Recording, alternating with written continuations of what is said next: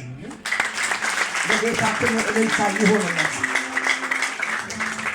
ጌታ ይባረክ። የመሬት ሽንሸና ነበርና የኛ ወጥ በህገወጥ ላይ ነበር። እንግዲህ አሁን ህጋዊ ሆኗል። ኢየሱስ ጌታ ነው።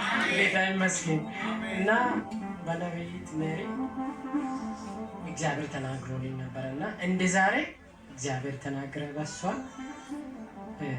እኛ ቤት ደግሞ በመንገዱ አናት ላይ ነበርና የመጣው በጣም ከበደብኝ። እግዚአብሔር ስለተናገረ ግን እኔ ምንም አላውቅም።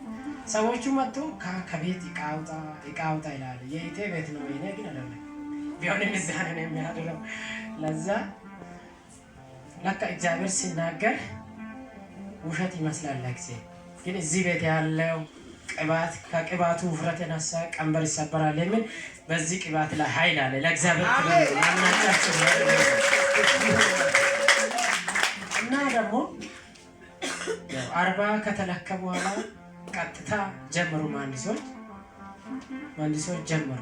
ሲጀምሩ ውስጤ አይፈራም። እግዚአብሔር ስለተናገረ ዘጭ ብያለሁ። ሰዎች ይሻበራሉ ወይ እኔ ቤት ይላሉ።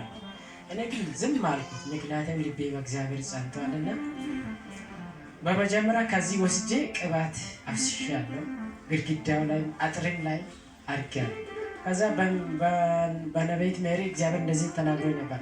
አይደለም ቤት አጥሩን አይነካም ብላ እግዚአብሔር በሷ ተናግሮ ነበር። እንደ ተናገረችው እግዚአብሔር አደረገ። አይደለም ቤቱን አጥሩን አልነካም። ኢየሱስ ክርስቶስ ጌታ።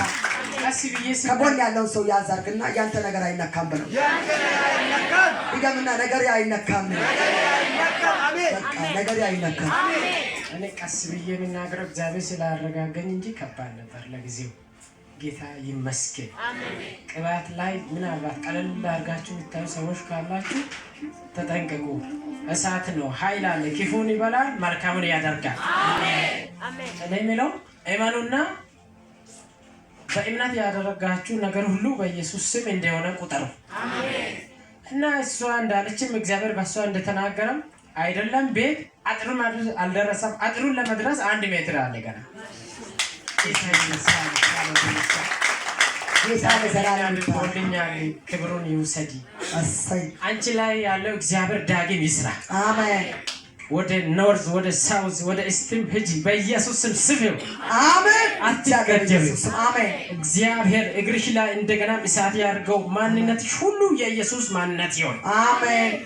ድግምት አስማት ሁሉ ለጊዜ ነው ምንጫጫው፣ እሱ ላይ ትጨፍሪያለሽ። አሜን። እግዚአብሔር ኃይል ይሁንልሽ። አሜን። ባርኬሻለሁ። ስፊው በኢየሱስ አሜን።